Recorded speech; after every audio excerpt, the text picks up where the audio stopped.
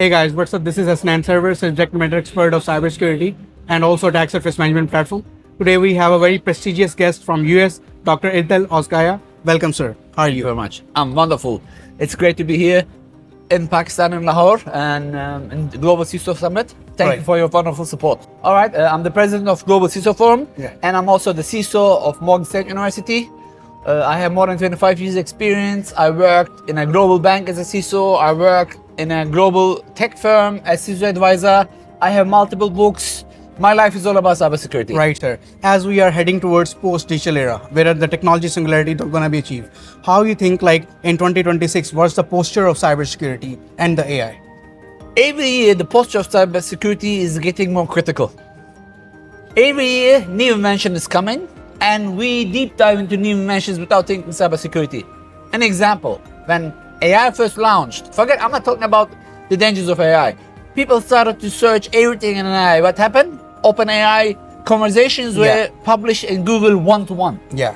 Which means, while the new technology is coming, new danger is coming too. Now there is a danger called shadow AI. Like you and I, we know shadow IT. Exactly. Shadow IT was an issue, but now shadow AI, because can you imagine you're in an organization, you try to protect your data while an employee is copying, pasting that data to AI and asking help, which is great. But this could be a confidential company information.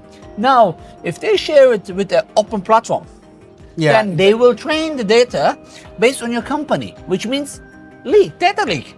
Data leak is not happening just now with social engineering. It doesn't happen just with insiders. Yes, exactly. Now it can happen with a simple mistake, as I gave you. Exactly. So 2026 is going to be even more challenging in terms of cybersecurity. Misconfigurations, 0 days, vulnerabilities, and misuse or not properly managed attack surface is going to create more issues. Right. Every year, the cost of cyber breach is getting higher. Okay.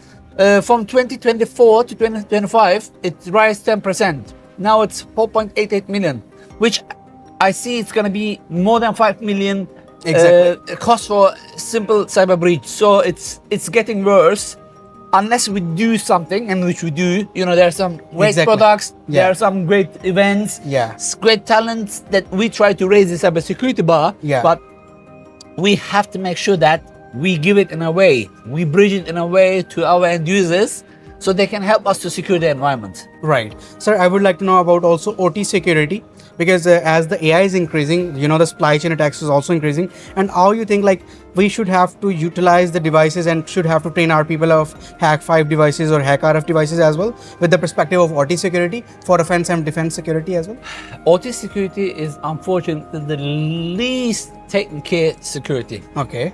Many people, as you know, think OT is, you know, it's there. But like your cars, your cameras, your smart devices, your smart everything's OT. Your smart home, your Sora, your fridge, you could be everything. Still with default username password. Just 3 years ago, there was a huge DDoS attack based on this default username password. So OT security is really important. And when we talked about OT, I don't want you to misunderstand. There is OT also used in SCADA systems. There is OT used in critical infrastructure. So OT security is important. We should have network visibility. You cannot protect something you don't see. Products like AQSEC, NOx networks, and other products can help you to see what is in your network and find the danger, mitigate the risk before hackers can even execute it. Right. So back to you. OT security is very critical, and most of the time, many people, including CISOs, they oversee. It's like they forget they're so busy with something else. So you are right. OT security is gonna take even more challenge in 2026, and I hope I will be wrong. And as you know, like policy making also, like AI GROK, you know, it created a lot of disruption by putting anyone into the bikini and all these things. How you think we should have to create the policies for the elite class, people like them, so we can have at least ethics in between, you know, content creation and also cybersecurity? What's your perspective? Policies are important, rules are important, but I want to give an example. Do you have a driving license? Yeah. Do you drive and put your seatbelt? Yeah. Yeah? Do you drive and talk on the phone? Yeah. the rule says you should not. Exactly. So the policy is there, but you are not following it. That's a small example. Yeah. Unfollowed policies is not a good policy. Yeah. Policies has to be there, but we have to ensure that those policies are understood. If I can explain you, look, if I tell you, I know you are cybersecurity educated. Yeah. If I usually tell this, like, will you give me $100,000? I'm like, no. No. But if you don't follow these rules, if you don't put MFA, if you don't patch your computers, if you keep downloading pirated movies, then you're gonna lose. I assume you have $100,000 in your bank account, okay? You're gonna lose this money. They're gonna steal it from you. They're like, oh, so you know what I mean? We have to. It's like, if more police writes fines for driving, if more police, then probably it's gonna be regulated traffic. So, coming back to your question, yes, policies are good, but we have to ensure that the policies are understood by users, not just a law. Like, remember our dads, like, if you do it, you're gonna be in trouble. Yeah. And we get slapped, and probably many people that watch this outside Pakistan and US not gonna understand that, but it's normal in these countries. Our elders, they can punish us even now. Right? If your father punishes you, can you say anything? Nothing. Right? Even at this age, I know he will not. Right. Just a small example. So policy should not punish. Policy should encourage. Will be my answer. How we should have to train Gen Z, as you talked about the Gen Z in your session as well, with the new tools, tactics and techniques, and specifically like Hack5 or HackRF devices as well for the betterment of the security. Training Gen Z? Is this possible? Just joking, just joking, just joking. Of course, Gen Z is a much smarter generation than us.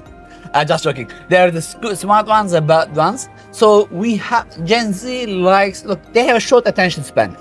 For them, everything's 30 seconds. Yes, exactly. So if we can take their attention, Gen Z can be utilized in a perfect way.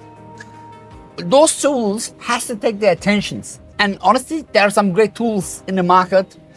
If we can utilize their skills with their attention span, Gen Z is gonna be wonderful in this. If we cannot take their attention, or if we create something boring which they don't understand, which they refuse, then it's gonna be a problem. Now, again, joke aside, Gen Z is coming. Look, when did you had your first computer? You are much younger than me. Yeah, 2018. How old you were? 28. 28. Your first computer, you were 28 years old. But today, you see many kids, they know how to open phones, ChatGPT, yes, creating the image from Meta. Yeah. Exactly. So they are 20 years ahead of you. Yeah. So Gen Z is much smarter than us. Yeah. Let's be honest. Or smart, I don't mean IQ. I mean, they're much more computer literate. If we can use the right, like if we can gamify the apps, if we can take the attention, Gen Z is gonna change the world in a positive way.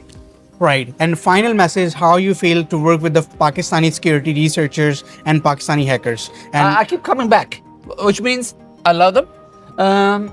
You have very smart talent. You have really great software houses, powerhouses. If you can utilize it right, if you can neutralize yourself from the geopolitics issues as well, as a global software vendor, exactly, then this will be used everywhere in the world.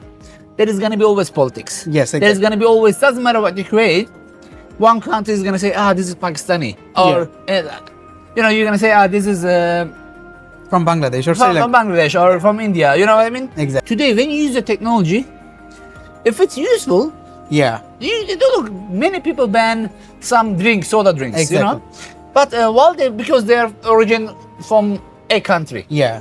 But then, without knowing, exactly, they ride an airplane which has the same software vendor from that country. Yes. So this is just lying to each other. Exactly. Yes. That's what I'm saying. If you create something like that Boeing software that nobody can refute, even if you don't like Pakistan, but if you create something which is useful, they're gonna use it. Yeah. And especially if we can give the customers a tool that, hey, your data is gonna stay with you. We are not after your data. We are here to give you the power that you need in the software.